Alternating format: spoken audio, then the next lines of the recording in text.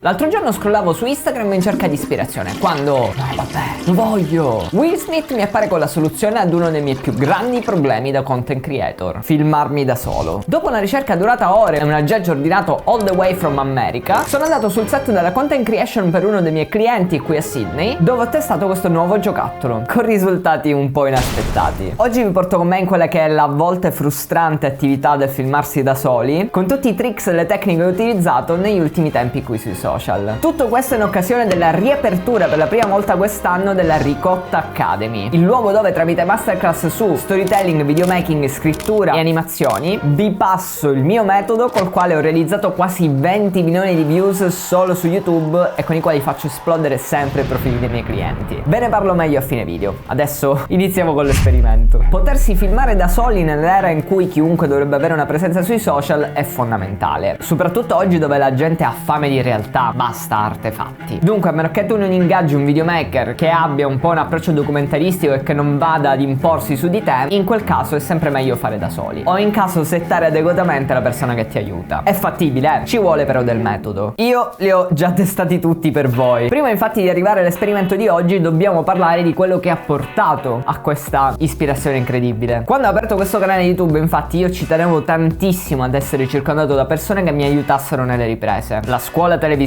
sicuramente ha influenzato, e difatti ragazzi come Luca, un videomaker di Milano, o Enrico, videomaker anche lui palermitano, mi aiutavano a creare video incredibili. Il problema però era uno, anzi due. Il primo, quello dell'organizzazione, e il secondo, quello che comunque questa roba creava un qualcosa che era meno autentica, meno vera, era un po' più artefatta, oltre che influenzare negativamente non solo la percezione che la gente aveva dei miei video, che sembravano appunto meno reali, ma soprattutto quella degli intervistati, delle persone che coinvolgevo nei miei video, che magari non si sentivano a loro agio. Sai, un conto è avere un telefono puntato in faccia, l'altro avere 3 persone con videocamere super professionali. Una volta addirittura mi è capitato che una tipa, artista di strada, l'ho voluta portare in uno stadio ad esibirsi, organizzato tutto da me, prenotato tutto per lei, avevo un'idea incredibile, avevo raccontato un video sul canale, spoiler, ha rifiutato, secondo me si è sentita un po' in soggezione con tutte quelle camere addosso. Insomma, se è vero che YouTube, cioè tu, vabbè, in realtà sto giochino vale anche sugli altri social,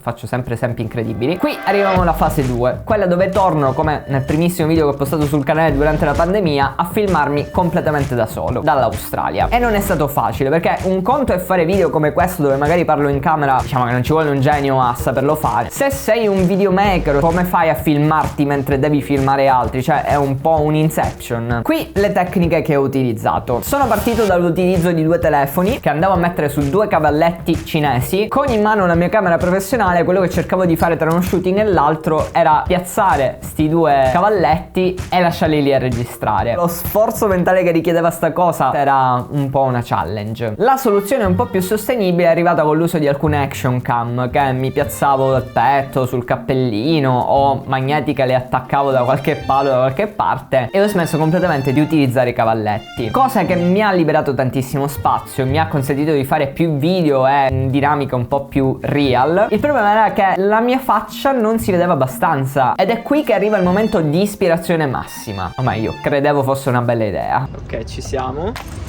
Allora, sicuramente il problema di questo coso è il movimento, cioè anche se verrà stretto un po' di più non penso che sarà più stabile. Però vi faccio vedere la mia vista. La mia vista è questa qui.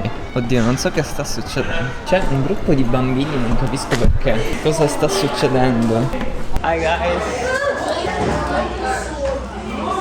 Morning. Oh, welcome. As you see, we have an unexpected event today, but I forgot to click.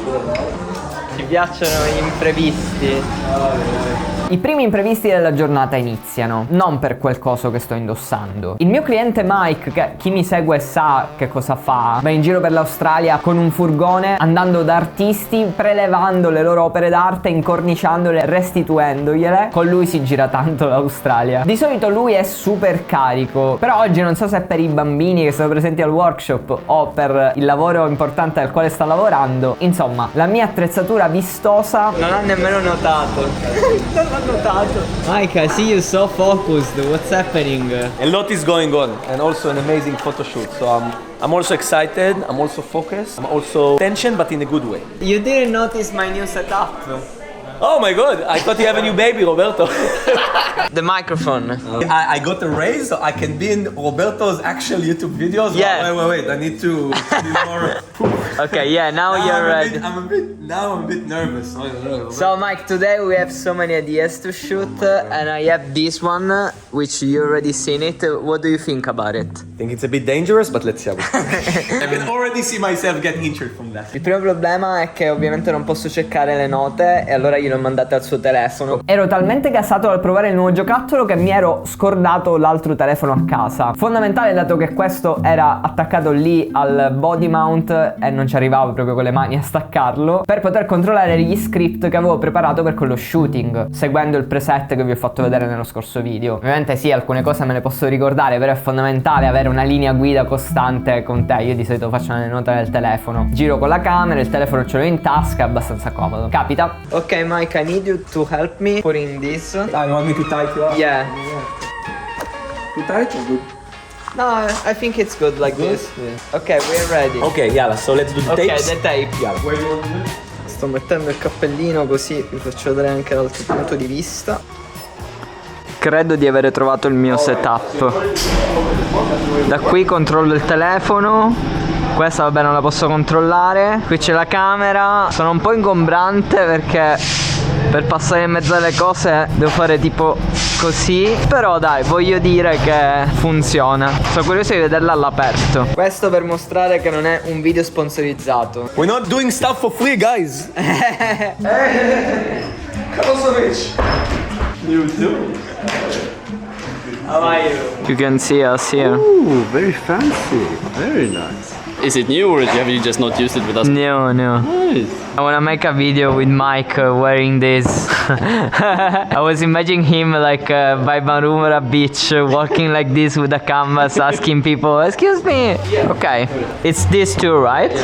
Lo shooting del primo video inizia e qui l'idea era quella di comparare due oggetti in mano, due scotch che lui utilizza nel framing delle sue opere, e abbiamo notato su di lui ma anche su altri clienti che questa tecnica che io chiamo del versus, quando si hanno due oggetti in mano o comunque si parla di due cose, funziona tanto perché innesca anche un po' un commento all'interno dei video, che poi quella è la roba che fa andare virale, non solo il watch time ma anche l'engagement. È una bella idea di hook, se volete la potete rubare. $50 tape versus $5. What's the difference, guys? Now I'll film from here. 3, 2, 1, go. Alright, so in the framing world we actually have heaps of tapes. I want to focus on few main ones that we work with. I'm just talking a bit about the difference. Few main ones that we work with. I'm just talking a bit about the difference. Oh my god. What did you do? I knew it would happen. Do the other way around. Yeah, careful. Sembro tipo incinta con un bambino qua. Oh, next video. Alright. Ooh, Makita. yeah, that's a good one. Makita. Ok, adesso facciamo un video del versus. 3, 2, 1, go. Expensive drill versus the cheap one. Let's see the difference, guys. Oh my god. It's like butter, I can do it in one hand. Oh my gosh, I love Makita. Let's try that one. Yeah guys, it doesn't work. Of course not, because it's not the right one. Nel secondo shooting, dato che c'erano di mezzo degli strumenti un po' pericolosi, ho deciso di tenere una mano su quel coso, così da controllare la mia poca mobilità, non sia mai che sbatta di nuovo col telefono da qualche parte. E girare anche solo 3 minuti con tutto il peso della camera su una mano cercando di stare stabile è una challenge. Per fortuna però Mike è un personaggio e con lui il tempo vola. Let me know in the comments below. Loud, though. Bellissimo! Amazing, it was like... you see Roberto sometimes. Dopo aver girato un terzo video completamente sdraiato su una sua stessa opera d'arte che ha stampato per una fiera grossissima, la più grossa di arte a Sydney, che filmeremo insieme a fine mese, è arrivato il momento di posare lo scettro, perché il video successivo era a tema vetro. Io vetri non ne volevo spaccare con sto coso e niente, ho piazzato la mia action cam su un palo e mi sono ripreso. Wait a second. Gotcha. Go. Filmato quello che sembra il sequel di Karate Kid, ero gasatissimo perché io non vedevo l'ora di finire questi shooting e andarne a fare uno in esterna dove volevo testare questo body mount sul mio cliente, perché l'idea è anche quella di non solo usarla su di me ma anche sugli altri per fare video unici. Peccato però che...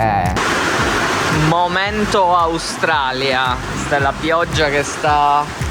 Guardate l'acqua. Dovevamo girare dei video in spiaggia. Proprio oggi non è giornata. Gli alluvioni flash qui sono assurdi. Mi ricorda un po' come, lo sapete bene, ho perso lo studio a dicembre. Insomma, questo ci insegna tanto, che la content creation è piena di fattori che cambiano costantemente. Quella di oggi non la ritengo una sconfitta, perché in realtà a me un po' questo punto di vista, che ve l'ho chiesto già su Instagram, molti mi avete detto che fa cagare, a me piace, ok? Secondo me è una cosa che non fa nessuno, non l'ho mai vista fare a nessuno. Ci sarà un motivo sicuramente, l'abbiamo notato, però è una di quelle cose che se dosata può essere quella ciliegina sulla torta, perché la content creation è anche cura al dettaglio. Dunque, magari d'ora in poi non potrò fare solo video con questo, sicuramente lo shooting di oggi è stato molto improvvisato perché la volevo semplicemente testare, ma dai prossimi quello che potrò fare è non solo fare uno script di quello che saranno i video per i miei clienti, ma avere anche un'idea in quali sezioni utilizzare questo strumento per i miei di video. Tutto questo per continuare a soddisfare quello che è il mio obiettivo principale qui, quello di continuare a portarvi con me in questa mia avventura da videomaker in Australia, nonostante il business stia crescendo e ogni shooting diventa sempre più difficile. E qualsiasi sia il vostro di obiettivo, perché tutti ne abbiamo uno qui sui social, ho deciso oggi di darvi in mano quello che è il mio metodo col quale ho fatto quasi 20 milioni di views solo su YouTube e faccio sempre esplodere i video dei miei clienti, la Ricotta Academy, che apre per la prima volta nel 2024 perché era nata l'anno scorso come una semplice live, modulo che è presente ancora oggi nella Ricotta Academy, dove ho documentato ore e ore e ore di me che creo un video che poi mi è andato virale su Instagram. Tutto, dalla fase di idea al montaggio, alla pubblicazione, a tutte le strategie che ci sono dietro. Beh, io sono